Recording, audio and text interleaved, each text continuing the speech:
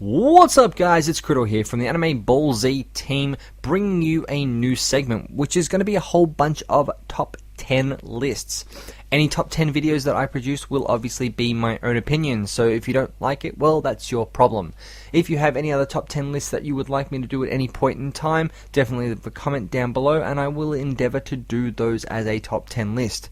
But that's enough for now. Let's get straight into this as we look at my top 10 anime of all time. Now, there's a whole bunch of anime that I would have loved to have put on this list, but the series was either badly riddled with filler, the pronunciation of character names in the English dub was so horrible that I don't believe that it should exist, or the anime didn't run long enough, or it just was something that I liked but just wasn't quite good enough to make the list. Anyway, enough about that. Let's have a look at the top 10 list as we look at number 10, Bubblegum Crisis, Tokyo 2040. So this is a series that I got into and was the first anime that I watched knowing that it was an anime. I got into this series back in high school. I'd watched, Digimon, Pokemon, Zoids, and Samurai Pizza Cats, and Sailor Moon and all that before, but this was the first anime that I watched knowing that it was an anime. Very cool series about a group of 4 girls who turns around and fights rogue robots, essentially trying to save where they live from any sort of bad stuff from going wrong, and the world coming to an end after great massive earthquakes destroyed most of the city, most of Japan, a number of years ago. Number 9 is GTO, or Great Teacher Onizuka, which was a series that I very, very much hold in a high regard, even to this day. Granted, there was like 3 voice actors on this series, one of which was Steve Bloom. This series is about a guy who decides to become a high school teacher purely for the fact that he wants to pick up girls. He gets hired by a school and put in charge of a middle school class that has pretty much driven the last 3 teachers to insanity, and it's inferred that one of their previous teachers actually committed suicide, but it's never actually confirmed in the manga or the anime, and it's actually shied away from even further in the anime. Anyway, this is a really cool series. It's a guy who used to be in charge of a motorcycle gang who is trying to reform this class. Very uncouth sort of series, very funny, very much worth checking out if you haven't already done so. Now, coming in at number 8 is a series that I didn't choose at number 8 purely because of symmetry. It's actually where it sits on the list. It is Soul Eater.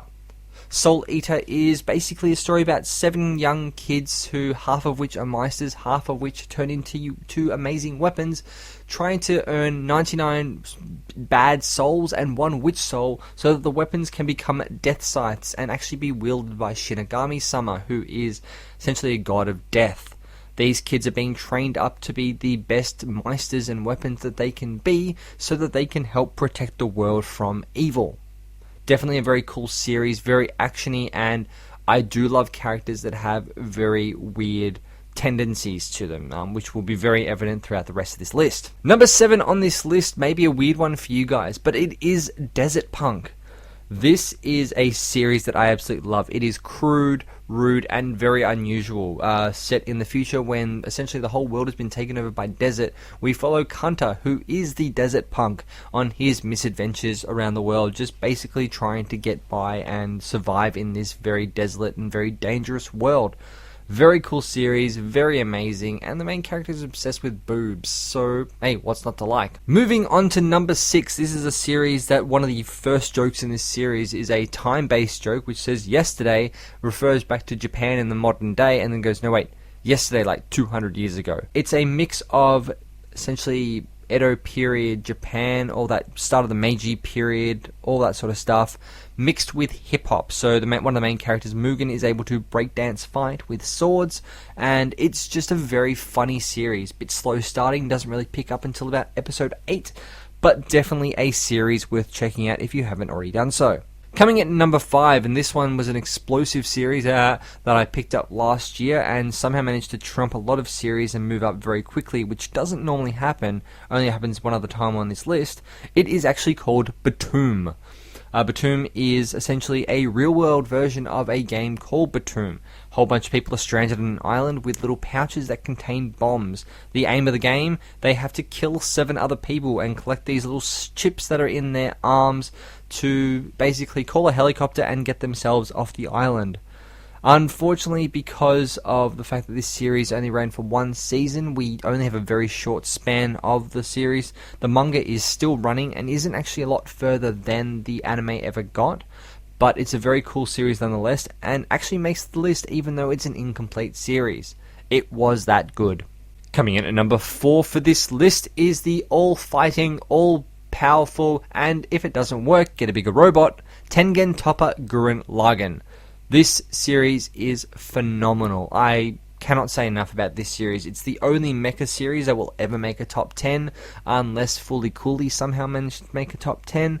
But either way, Gurren Lagann is amazing. It is an over-the-top series. I love over-the-top characters. Kamina and eventually Simon are just very over-the-top characters. I love this series. It is absolutely badass. And it's a series that realistically, you should have checked out by now. I was watching it week to week when it was first airing in Japan.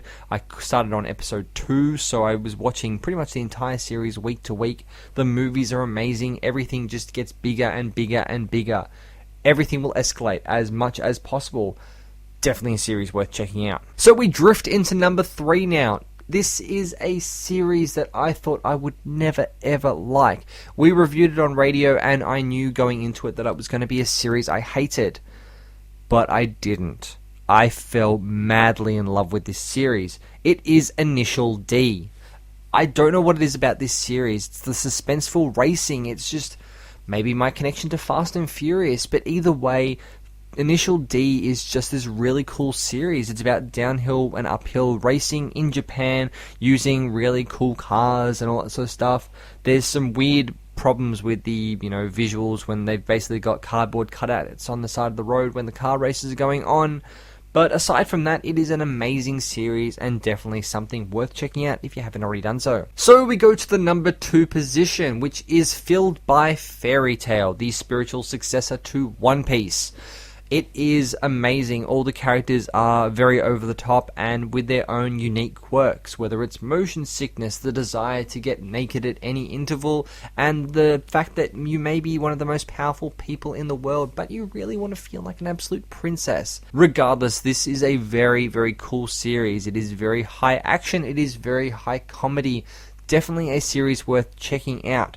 And if you liked my number 1 position place, you will most likely like this series as well. Speaking of my number 1, let's have a look at that as we look at the one, the only One Piece. Now, if this actually surprised anyone as being my top pick as my top favorite anime of all time, then you are a strange, sad little person.